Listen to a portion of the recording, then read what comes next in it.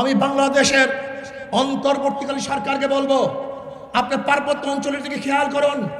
কারা আমাদের ভূখণ্ডকে নষ্ট করার জন্য, ভূখণ্ডকে আলাদা করার জন্য চক্রান্ত করতেছে, কঠোর হস্তে দমন করুন। যদি আমাদের প্রয়োজন হয় আমাদেরকে সাথে নেন, যদি আপনি না পারেন বাংলাদেশের প্রত্যেকটা জনগণ ঐক্যবদ্ধভাবে সমস্ত ষড়যন্ত্রকারীদের ষড়যন্ত্র ভেঙে চুরমার করে ফেলবে ইনশাআল্লাহ। আমরা জানিয়ে দিতে চাই, আমাদেরকে এইভাবে ঘুমিয়ে ঘুমিয়ে সময় কাটিয়ে দেওয়ার আর সময় নাই। আমাদেরকে মনে রাখতে হবে, ঝড় আসবে, ঝঞ্ঝা আসবে, টিটকারি হবে, মস্করা হবে, হামলা হবে,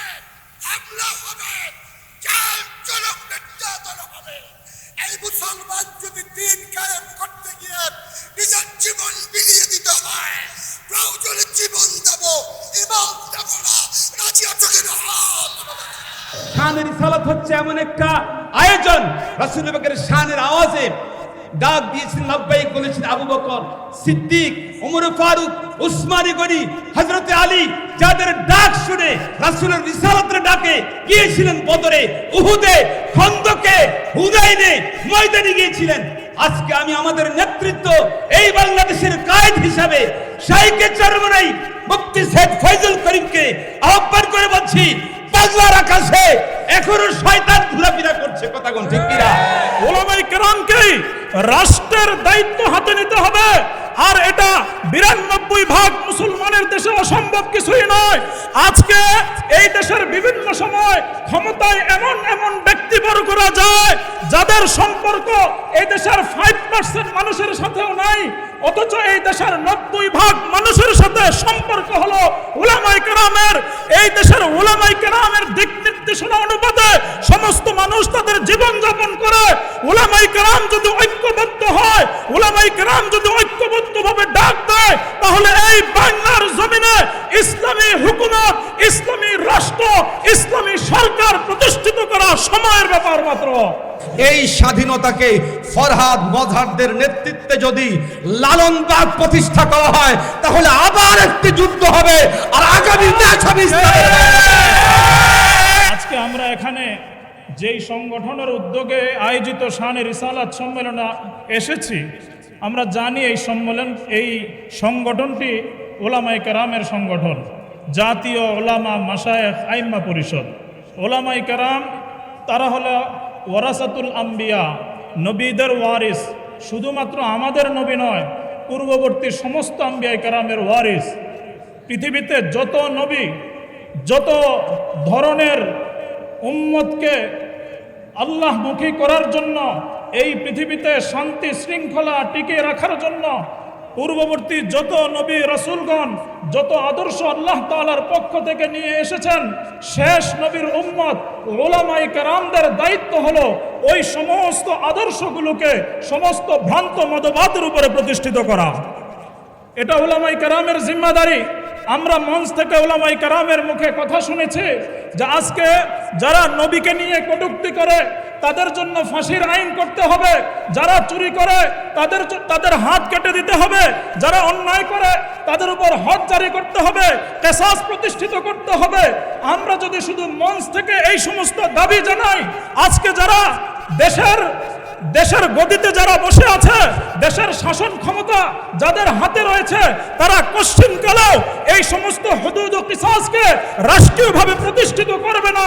যদি এই হুদুদ ও কিসাসকে রাষ্ট্রীয়ভাবে প্রতিষ্ঠিত করতে হয়, নবীজির কটূক্তিকারীকে যদি ফাঁসির মঞ্চে ঝুলাতে হয়, তাহলে উলামায়ে কেরামকেই ক্ষমতায় যেতে হবে। উলামায়ে কেরামকেই রাষ্ট্রের দায়িত্ব হাতে নিতে হবে, আর এটা 92% মুসলমানের দেশে অসম্ভব কিছুই নয়। আজকে এই দেশের বিভিন্ন সময় ক্ষমতায় এমন এমন ব্যক্তিবর্গরা যায় যাদের সম্পর্ক এই দেশের 5% মানুষের সাথেও নাই, অথচ এই দেশের 90% মানুষের সাথে সম্পর্ক হলো উলামায়ে কেরামের। এই দেশের উলামায়ে কেরামের দিক নির্দেশনা অনুপাতে সমস্ত মানুষ তাদের জীবন যাপন করে। উলামায়ে কেরাম যদি ঐক্যবদ্ধ হয়, উলামায়ে কেরাম যদি ঐক্যবদ্ধভাবে ডাক দেয়, তাহলে এই বাংলার জমিনে ইসলামী হুকুমত, ইসলামী রাষ্ট্র, ইসলামী সরকার প্রতিষ্ঠিত করা সময়ের ব্যাপার মাত্র। আমি আজকের এই মঞ্চ থেকে উলামায়ে কেরামকে আহ্বান করব, আমরা স্থানীয় পর্যায়ে, জেলা পর্যায়ে, থানা পর্যায়ে, ইউনিয়ন পর্যায়ে উলামায়ে কেরাম ইউনিটি গঠন করি, আমরা জনসাধারণকে আমাদের সাথে সম্পৃক্ত করি। ইনশাআল্লাহুল আজিজ আমাদের শীর্ষ নেতৃবৃন্দ ওনারা যদি ঐক্যবদ্ধভাবে আমাদেরকে ডাক দেন, যেভাবে বৈষম্য বিরোধী আন্দোলনের নামে বিশ্ববিদ্যালয়ের ছাত্রদের উদ্যোগের কারণে 17 বছরের ফ্যাসিস্ট সরকার এই দেশ থেকে পালাতে বাধ্য হয়েছে, উলামায়ে কেরাম যদি ডাক দেন, সমস্ত ইসলাম বিদ্বেষী নাস্তিক মুরতাদরা যারা ইসলামকে সহ্য করতে পারে না, তারা পালানোর সুযোগ পাবে না। আজকে যারা ইসলামকে নিয়ে কটূক্তি করে, ইসলাম নিয়ে যাদের গাত্রদাহ রয়েছে, তাদেরকে হুঁশিয়ার করে বলতে চাই, বাংলার জমিনে ইসলামের বিরুদ্ধাচরণ করে, ইসলাম নিয়ে কটূক্তি করে কেউ টিকতে পারে নাই, টিকতে পারবেও না। এবং আরেকটি দাবি আমি করব, বৈষম্য বিরোধী আন্দোলন হয়েছে, কিন্তু আমরা দেখতেছি এখনো পর্যন্ত এই দেশের উলামা শ্রেণীর সাথে বৈষম্যমূলক আচরণ করা হচ্ছে। আজকে সর্বত্র আলেম উলামাদেরকে নিয়ে বৈষম্য চলছে। আপনারা জানেন, গত কিছুদিন আগে বর্তমান অন্তর্বর্তীকালীন সরকারের প্রধান উপদেষ্টা তিনি বক্তব্য দিয়েছেন, সেখানে বন্যা কবলিত এলাকায় যেই সমস্ত মানুষ বন্যার্তদের পাশে দাঁড়িয়েছে তাদের প্রতি তিনি কৃতজ্ঞতা জানিয়েছেন, কিন্তু আপনারা লক্ষ্য করেছেন সেখানে তিনি উলামায়ে কেরামকে কৃতজ্ঞতা জানান নাই, কোন আলেমের নাম তারা নেন নাই। অথচ বন্যা কবলিত মানুষের পাশে দৃশ্যমান সবচেয়ে বেশি সেবা এবং খেদমত দিয়ে তাদের দ্বারে দ্বারে পৌঁছে গিয়েছে উলামায়ে কেরাম।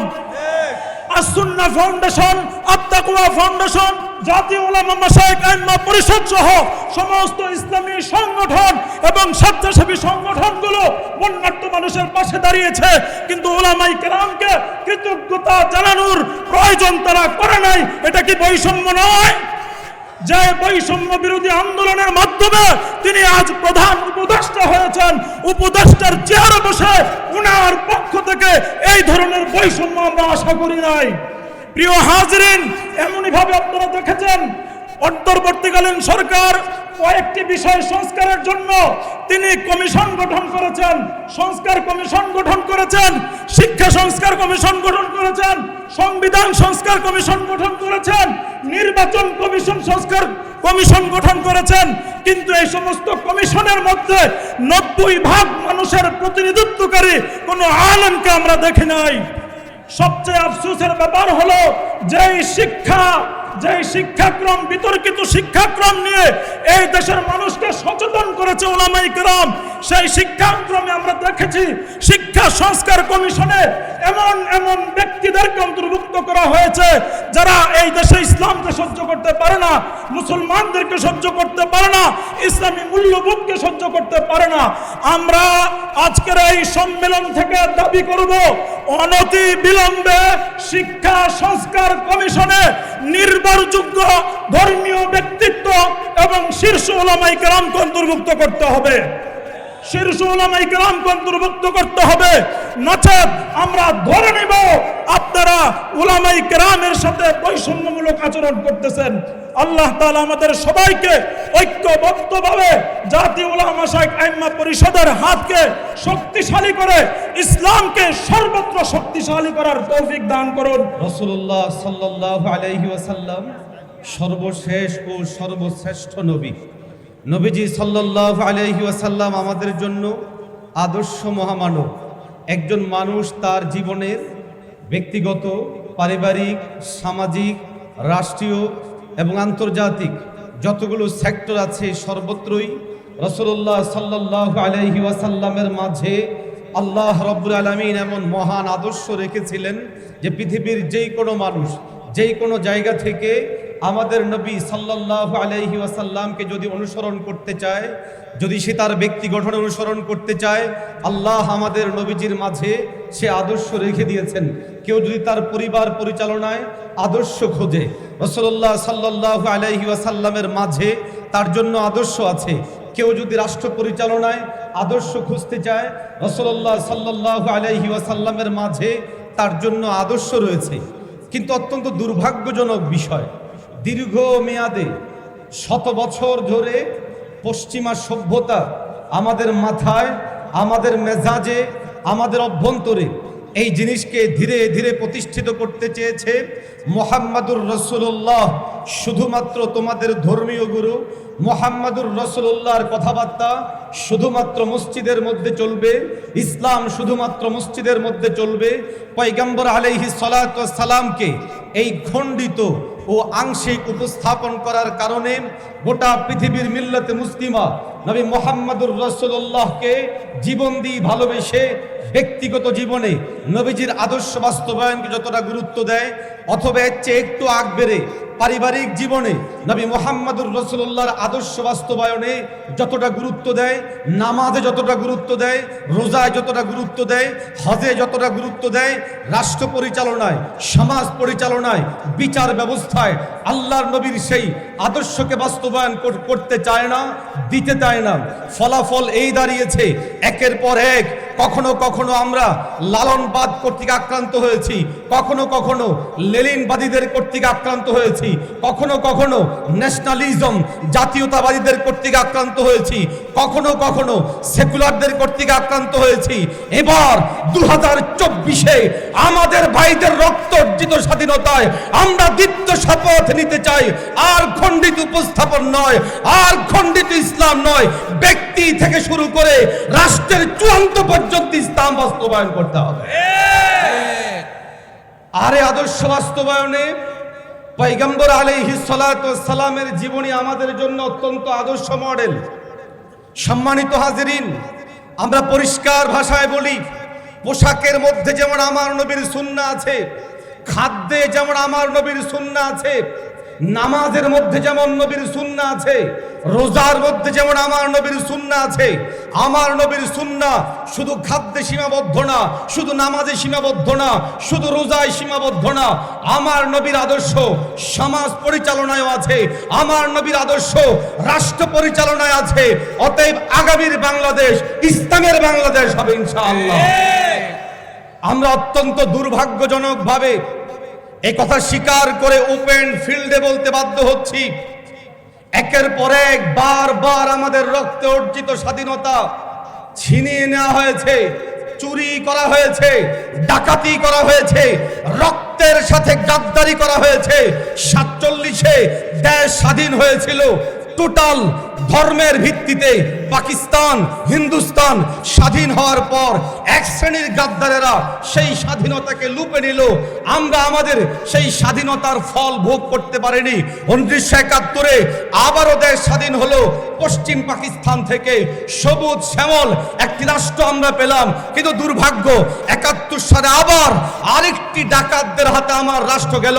ফলে 72-এর সংবিধান রচনা করার মাধ্যমে মুহাম্মাদুর রাসূলুল্লাহকে মাইনাস করা হলো, ইসলামকে মাইনাস করা হলো, মুজিববাদ প্রতিষ্ঠা করা হলো, সেকুলার প্রতিষ্ঠা করা হলো। 2024 আবার দেশ স্বাধীন হলো। আমরা এখন দেখছি ফরহাদ মজহারের নেতৃত্বে কতিপয় লোকেরা লেনিনবাদ প্রতিষ্ঠার চেষ্টা করে। এখানে আমাদের সমন্বয়করা আছে, গোটা দেশে সমন্বয়করা আছে, তাওহীদি জনতা আছে। ঢাকার শাহবাগে যেটা ছিল আন্দোলনের মূল কেন্দ্রবিন্দু, সেখানে যিনি বীর বিক্রমে তার হাজার হাজার সৈন্যবাহিনীদেরকে নিয়ে, মুজাহিদদেরকে নিয়ে, মুরিদদেরকে নিয়ে একতাবদ্ধ হয়ে সেই দিন সংগ্রাম করেছিলেন নায়েবে আমিরুল মুজাহিদিন মুফতি সৈয়দ মোহাম্মদ ফয়জুল করিম। আমাদের সংগঠনের 20-এর অধিক সদস্য নিহত হয়েছে, শত শত ভাইয়েরা আহত হয়েছে। 2024-এর এই স্বাধীনতাকে ফরহাদ মজহারদের নেতৃত্বে যদি লালনবাদ প্রতিষ্ঠা করা হয়, তাহলে আবার একটি যুদ্ধ হবে, আর আগামী দেশ হবে ইসলামের। শান রিসালাতের হাকিকত আজকের সম্মানিত উলামায়ে কেরাম, শান রিসালাত এমন এক জিনিস, আজকে আমরা বাংলাদেশে, এই বাংলাদেশের কুমিল্লা টাউন হলে শান রিসালাতের আয়োজন করছি। রাসূলুল্লাহের শানের আলোচনা করেছেন, এই কনফারেন্স প্রথম করেছেন স্বয়ং আল্লাহ রাব্বুল আলামিন। যেই কনফারেন্সের সম্মেলনের শ্রোতা মণ্ডলী ছিলেন মিনান নাবিয়িনা, সমস্ত পৃথিবীর নবী আদম আলাইহিস সালাম থেকে ঈসা আলাইহিস সালাম পর্যন্ত ছিল না সেখানে কাদিয়ানি? কথা বলেন ঠিক কি না? সুতরাং সেখানে শানে রিসালাতের আওয়াজ হয়েছে, নারায়ে রিসালাতের ঢঙ্কা হয়েছে। সমস্ত নবী রাসূলুল্লাহ বলেছিলেন আমাদের রাসূল হচ্ছে মুহাম্মদুর রাসূলুল্লাহ। এজন্য দেখবেন ঈসা আলাইহিস সালাম রূহুল্লাহ, তিনি আল্লাহর রাসূল কিন্তু রূহুল্লাহ। কালেমায়ে মূসা দেখবেন তিনি মূসা কালিমুল্লাহ, তিনি রাসূল কিন্তু লা ইলাহা ইল্লাল্লাহ, মূসা কালিমুল্লাহ অথচ রাসূলুল্লাহ। আমার বন্ধুগণ, দাউদ আলাইহিস সালাম আল্লাহর রাসূল, লা ইলাহা ইল্লাল্লাহ। দাউদ এত বড় সুন্দর আদম সফিউল্লাহ, কিন্তু কারো সাথে রাসূলুল্লাহর নিসবত নাই। একমাত্র পৃথিবীতে লা ইলাহা ইল্লাল্লাহ মুহাম্মাদুর রাসূলুল্লাহ, এ হচ্ছে শানে রিসালাতের হাকিকত। এই শানে রিসালাতের ডাকে যারা এসেছেন, যারা এই আয়োজনে অংশগ্রহণ করেছেন, তাদেরকে গোটা বাংলাদেশ থেকে অভিনন্দন জানাচ্ছি। সামনে যদি শানে রিসালাতের ডাকে, জাতীয় উলামা শেখের ডাকে, যে কোনো আলেমরা ডাকে, এই সম্মেলনে আসতে রাজি আছেন কিনা আপনারা কথা বলেন। পরিশেষে শানে রিসালাত হচ্ছে এমন একটা আয়োজন, রাসূল পাকের শানের আওয়াজে ডাক দিয়েছেন, লাব্বাইক বলেছেন আবু বকর সিদ্দিক, ওমর ফারুক, উসমানী গনি, হযরতে আলী, যাদের ডাক শুনে রাসূলের রিসালাতের ডাকে গিয়েছিলেন বদরে, উহুদে, খন্দকে, হুনাইনে, ময়দানে গিয়েছিলেন। আজকে আমি আমাদের নেতৃত্ব এই বাংলাদেশের কায়েদ হিসাবে শাইখে চরমনাই মুফতি সৈয়দ ফয়জুল করিমকে আহ্বান করে বলছি, বাংলার আকাশে এখনো শয়তান ঘোরাফেরা করছে, কথা কোন ঠিক কিনা? যদি বাংলাদেশ থেকে এই দুষ্ট রাসূলের শত্রুদেরকে উৎখাত করতে হয়, সমস্ত বড় আলেমদেরকে ঐক্যবদ্ধভাবে ডাক দিয়ে আগামী বাংলাদেশের পার্লামেন্টে ইসলামী শাসন প্রতিষ্ঠা করতে হবে। রাজি আছেন কে? হাত জায়গায় দেখেন। আল্লাহ তাআলা এই মাহফিলকে কবুল করুন। এই পর্যায়ে আজকের এই বিশাল শানে রিসালাত সম্মেলনের সমাপনী বক্তব্য দিচ্ছেন আন্তর্জাতিক খ্যাতি সম্পন্ন শাইখে চরমনাই, আজকের প্রধান অতিথি মুফতি সৈয়দ ফয়জুল করিম আকরামাহুল্লাহ। আমি হযরতকে আহ্বান করছি আজকের এই বয়ানে, আজকের এই প্রোগ্রামে তিনি শেষ সমাপনী বক্তব্য দিবেন। ওলামা মাশায়েখ আইম্মা পরিষদ কর্তৃক আয়োজিত আজকে শানে রিসালাত সম্মেলনের সেরে তাজ শ্রদ্ধাভাজন ওলামায়ে কেরাম, সর্বস্তরের নবী প্রেমিক ভাইয়েরা, আমার বিশ্বাস জনাব মুহাম্মদ রাসূলুল্লাহ সাল্লাল্লাহু আলাইহি ওয়াসাল্লামের শান মান সম্পর্কে আমাদের দেশের অনেক মানুষই ওয়াকিফাল নয়। এটা আমার বিশ্বাস, আমার ভুলও হতে পারে। জনাব মুহাম্মদ রাসূলুল্লাহ সাল্লাল্লাহু আলাইহি ওয়াসাল্লাম দুনিয়াতে কেন এসেছেন এই বিষয়ে আমরা অনেকেই জানি না। আমরা অনেকেই মনে করি জনাব মুহাম্মদ রাসূলুল্লাহ সাল্লাল্লাহু আলাইহি ওয়াসাল্লাম দুনিয়াতে এসেছেন শুধু আখিরাতের কথা বলার জন্য, দুনিয়ার সমস্যার সমাধানের জন্য আমার নবী দুনিয়াতে আসেনি নাই।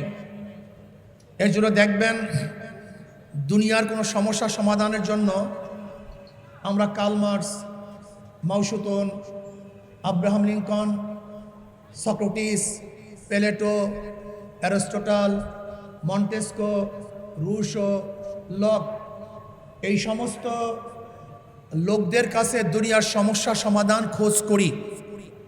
সমাজের এই সমস্যা সমাধান কে দিবে? সোশ্যালিজম দিবে, কমিউনিজম দিবে। আজকে অর্থনৈতিক সমস্যার সমাধান কে দিবে? বলছে ডেমোক্রেসি দিবে। আজকে মানুষের বৈষম্য দূর কে করবে? বলছে কমিউনিজম করবে। ইসলামিজম যে সব কিছু সমস্যার সমাধান, এটা আমরা অনেকেই জানি না। আমি মনে করি মূল সমস্যাটা এখানে।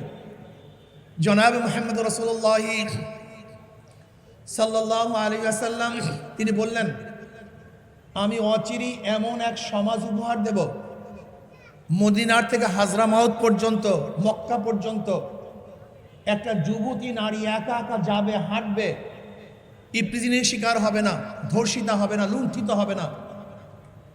এই এক হাদিসের উপর গবেষণা করলে দেখবেন জনাব মুহাম্মদ রাসূলুল্লাহ সাল্লাল্লাহু আলাইহি ওয়াসাল্লামের কাজটা কি ছিল, সমাজ বিপ্লব কিভাবে করেছেন। নবী আলাইহিস সালাতু ওয়াস সালাম যে যুগে এসেছেন সেই যুগটার নাম হলো আইয়ামে জাহিলিয়াত। যে জাহিলি যুগে এমন কোনো অপকর্ম নাই যে অপকর্ম হয় নাই। ধর্ষণ, ইপটিজিং, খুন, মানুষের সাথে খারাপ আচরণ, চুরি, ডাকাতি, জুলুম, অত্যাচার, অবিচার, মানুষের মধ্যে ভেদাভেদ, গোলামদের কোনো অধিকার ছিল না, যেখানে মহিলাদের কোনো অধিকার ছিল না, শ্রমিকদের অধিকারের প্রশ্নই আসে না। সেই মানুষদেরকে, সেই সমাজটাকে জনাব মুহাম্মদ রাসূলুল্লাহ সাল্লাল্লাহু আলাইহি ওয়াসাল্লাম এমন এক সমাজ হিসাবে গড়ে তুলছেন যে একজন সুশ্রী সুন্দরী মেয়ে একা একা হাঁটবে, কোনো যুবক তার দিকে লোলক দৃষ্টিতে তাকাবে না, তাকে এসিড নিক্ষেপ করবে না, তাকে ধর্ষণ করবে না, অত্যাচার করবে না, অবিচার করবে না, লুণ্ঠিত হবে না। মানুষগুলি এত ভালো হয়ে যাবে, মনে হয় যেন চেহারায় মানুষ, কিন্তু তার অন্তরটা ফেরেশতার তুল্য হয়ে যাবে। মরুভূমির মধ্যে এক মহিলা হাঁটতেছিলেন, হঠাৎ পিছনে আওয়াজ পাইতেছেন, ফিরে দেখেন এক পুরুষ। মহিলা ভরকে গেছে, মনে হয় আজকে আমার ইজ্জত আবরার থাকবে না, নষ্ট হয়ে যাবে। পুরুষ বুঝতে পারছে মহিলা ভয় পেয়েছে, অমনি পুরুষ আওয়াজ দিয়ে বলছেন, তোমার কোনো ভয় নাই, আমি একজন মুসলমান। তোমার কোনো ভয় নাই, আমি একজন মুসলমান। মুসলমান মানি সে কোনো অবস্থাতেই কারোর ইজ্জাতকে লুণ্ঠন করতে পারে না। মুসলমান মানি কারোর উপর জুলুম করতে পারে না। মুসলমান মানি সে কোনো অবস্থাতেই ইফতিজিং করতে পারে না। মুসলমান মানি সে কারোর উপরে কোনো অবস্থাতেই অবৈধ হস্তক্ষেপ করতে পারে না। এর নাম মুসলমান। সেই মুসলমান বললেন, হে মহিলা, তুমি পিছনে থাকো, আমি সামনে যাই, তুমি যেখানে যেতে চাও আমি সেখানে তুমি পৌঁছায় দিয়ে আসবো। এর নাম মুসলমান। এর নাম জনাবে মুহাম্মদ রাসূলুল্লাহ সাল্লাল্লাহু আলাইহি ওয়াসাল্লামের সমাজ। আজকে এখানে যারা দারুণ অবস্থায় আছেন, আমার নবীকে মোহাব্বত করেন কিন্তু আমার নবীর আদর্শকে পছন্দ করেন না, আমার নবীকে ভালোবাসেন কিন্তু আমার নবীর আইন বাস্তবায়ন হোক এইটা অনেকেই চান না। আমার নবীকে ভালোবাসেন কিন্তু আমার নবীকে নেতা মানতে চান না। আমার নবীকে ভালোবাসেন কিন্তু আমার নবীর আদর্শ বাস্তবায়ন করার জন্য জীবনকে উৎসর্গ করতে চান না। এইটাই হলো সবচেয়ে বড় দুঃখের বিষয়। নবীকে মোহাব্বত করেন, তার আদর্শ বাস্তবায়ন কেন করবেন না? প্রিয় ভাইয়েরা আমার, জনাব মুহাম্মদ রাসূলুল্লাহ সাল্লাল্লাহু আলাইহি ওয়াসাল্লাম বিদায় ভাষণে যে বক্তৃতা দিয়েছিলেন, আমি মনে করি এক বক্তৃতা যদি আজকে বাস্তবায়ন হয়, বৈষম্য থাকবে না। আমার নবী বলেছিলেন, আজকে কে কালো, কে সুন্দর, কে বংশীয়, কে নরবংশীয়, কে গোলাম আর কে মালিক দেখার কোনো বিষয় নয়। আশরাফুল মাখলুকাত সবাই সমান। আল্লাহু আকবার। আজকে আমরা কি দেখেছি? কমিউনিজমের মধ্যে সাম্যবাদ, কিন্তু সাম্যবাদ তারা সৃষ্টি করতে পারেন নাই। আমেরিকার প্রেসিডেন্ট এবং সেখানে প্রজা একই বিছানায় থাকে না, একই ঘরে বসবাস করে না, কিন্তু জনাব মুহাম্মদ রাসূলুল্লাহ সাল্লাল্লাহু আলাইহি ওয়াসাল্লাম এমন সাম্যতা সৃষ্টি করেছেন যে জনাব মুহাম্মদ রাসূলুল্লাহ সাল্লাল্লাহু আলাইহি ওয়াসাল্লাম তার সাহাবাদের মধ্যে থাকলে মানুষ চিনতেই পারতো না যারা আমার নবীকে চিনতেন না, কে নবী আর কে সাহাবী। আপনি চিন্তা করতে পারছেন গোটা দুনিয়ার মধ্যে এই সাম্যতা কেউ সৃষ্টি করতে পারেন নেই। একই দস্তারখানে নবী এবং তার উম্মাতরা খানা খেতেন, একই সাথে চলাফেরা করতেন। খন্দকের ময়দানে আমার নবীর পেটেও পাথর ছিল, সাহাবাদের পেটের মধ্যে পাথর ছিল। আমার নবী ক্ষুধার্ত ছিলেন, তার সাথীরাও ক্ষুধার্ত ছিলেন। আপনারা জানেন খন্দকের ময়দানে সাহাবারা তারা এসাদ হয়েছিলেন, তারা শহীদ হয়েছিলেন, তারা আক্রমণের শিকার হয়েছিলেন। আমার নবী এসির মধ্যে ছিলেন না। আমার নবী আলাইহিস সালাতু ওয়াস সালাম যুদ্ধের ময়দানে নফসে নফিস যুদ্ধ করতে গিয়ে তার দাম শহীদ হয়েছিল, রক্ত ঝরেছিল। জনাব মুহাম্মদ রাসূলুল্লাহ সাল্লাল্লাহু আলাইহি ওয়াসাল্লাম শুধু আপনার মতো আমার মতো বয়ান করতেন না, বরং যা বয়ান করতেন বাস্তবে তা নিজে করতেন। এর নাম আমার নবীর আদর্শ, নবীর চরিত্র। আমি বিশ্বাস করি আজকে যদি জনাব মুহাম্মদ রাসূলুল্লাহ সাল্লাল্লাহু আলাইহি ওয়াসাল্লাম নীতি অ্যাপ্লাই করা হয়, তার অর্থনীতি অ্যাপ্লাই করা হয়, আমি আল্লাহর কসম করে বলতে পারি আগামী 10 বছরের মধ্যে সমস্ত গরিবরা দরিদ্র সীমার উপরে চলে যাবে। একজন গরিবও থাকবে না, আমি চ্যালেঞ্জ দিয়ে বলতে পারি। বর্তমানে পুঁজিবাদী অর্থনীতি এটা ধনীকে ধনী বানায়, গরিবকে গরিব বানায়। উদাহরণস্বরূপ আজকে আপনি ব্যাংকে যাবেন, ভাই আমাকে 1 লক্ষ টাকা লোন দেন, ব্যাংকওয়ালা বলবে মর্গেজ দেন। আপনি বলবেন ভাই আমি তো গরিব মানুষ, মর্গেজ নাই, তো আপনাকে কিভাবে মর্গেজ দেব? ব্যাংক বলবে টাকা আপনার জন্য না, যার আছে টাকা তার জন্য। টাকা কার জন্য? যার আছে তার জন্য। তাহলে ধনীকে দ্বিতীয়বার ব্যাংক ধনী বানিয়েছে, আবার মাঝে মাঝে লোন মাপ, ইন্টারেস্ট মাপ। তাহলে একজন ধনী 4 বার ধনী হয়েছে। আগের থেকে 1 লক্ষ টাকা ছিল, ব্যাংক তাকে 1 লক্ষ টাকা দিছে, যে নিছে তারই লোন মাপ, তার ইন্টারেস্ট মাপ। তাই ধনী 4 বার ধনী হয়েছে, আর গরিব 5টা লাথি খেয়েছে। আগের থেকে 1 লক্ষ টাকা ছিল না, পেটের মধ্যে 1 লাথি। ব্যাংক তাকে 1 লক্ষ টাকা দেয় নাই, 2 লাথি। তার লোন মাফ হয় নাই, 3 লাথি। তার ইন্টারেস্ট মাফ হয় নাই, 4 লাথি। শুধু কি তাই, যেই বড় লোকের টাকা মাফ করা হয়েছে, বাংলাদেশ ব্যাংকে সেই টাকা থাকলে বাংলাদেশের নাগরিক হিসাবে গরিবরও সেই অংশী ছিল। কিন্তু বড় লোকদের মাফ করার কারণে তার পেটের মধ্যে আর 1 লাথি, 5 লাথি। তাই গরিব লাথি খায় 5টা, আর বড় লোক ধনী হয় 4 বার। বর্তমান অর্থনীতি ধনীকে ধনী বানায়, গরিবকে গরিব বানায়। আর ইসলামী অর্থনীতি গরিবকে ধনী বানায় আর ধনীদেরকে ভারসাম্য রাখে। বিশ্বাস হয় না? ইসলামী অর্থনীতি সব গরিবদের জন্য, জাকাত গরিবদের জন্য, ফিতরা গরিবদের জন্য, সদকা গরিবদের জন্য, ওশর গরিবদের জন্য, দান গরিবদের জন্য। গোটা ইসলামের অর্থনীতি গরিবদেরকে ধনী বানাবার জন্য। আর কপাল পোড়া মুসলমান সে ইসলামী অর্থনীতি অ্যাপ্লাই করতে চায় না, ইসলামকে পছন্দ করে না। এর জন্য দরিদ্র সীমার নিচেই রয়ে গেছে, দরিদ্র সীমার উপরে উঠতে পারছে না। এর জন্য বলবো আমার গরিব বন্ধুরা, আসুন ইসলামী অর্থনীতি অ্যাপ্লাই করুন, দেখবেন সবাই ধনী হয়ে যাবে। আজকে যাদেরকে আমরা ক্ষমতায় নেই, তারা কি করে? আঙ্গুল ফুলে কলা গাছ নয়, বট গাছ হয়। আজকে বাংলাদেশ থেকে 14 লক্ষ কোটি টাকা পাচার করেছে। আজকে বাংলাদেশ ব্যাংক থেকে ওরা লুটপাট করে 98,000 কোটি টাকা ব্যাংক থেকে লুটপাট করেছে। আপনি কি জানেন আজকে এখানে যারা দাঁড়ানো আছেন প্রত্যেকের মাথার উপরে 1.5 লক্ষ টাকা ঋণ। আজকে যে সন্তান জন্মগ্রহণ করবে সেই সন্তান 1.5 লক্ষ টাকা ঋণ নিয়ে দুনিয়ার চেহারা দেখবে, দুনিয়ার মুখ দেখবে। আপনি জানেন 18 লক্ষ কোটি টাকা ঋণ করেছে। আজকে বাংলাদেশের ব্যাংকগুলি সব লুটপাট করে ফেলেছে। আজকে মানুষ হাহাকার করতেছে। আর জনাব মুহাম্মদ রাসূলুল্লাহ সাল্লাল্লাহু আলাইহি ওয়াসাল্লাম এমন অর্থনীতি অ্যাপ্লাই করেছেন, ওমর ইবনে খাত্তাব রাদিয়াল্লাহু তাআলার জামানায় জাকাত নিয়ে ঘুরছে, কিন্তু জাকাত গ্রহণ করবে এরকম কোন মানুষ পাওয়া যায় নাই। সব দরিদ্র সীমার উপরে সব ধনী হয়ে গেছে। ইসলামী অর্থনীতি গরিবদেরকে ধনী বানায়। আসুন আমরা ইসলাম অনুযায়ী অর্থনীতি বাস্তবায়ন করি, তাহলে সবাই ধনী হয়ে যাব। ইসলাম কি?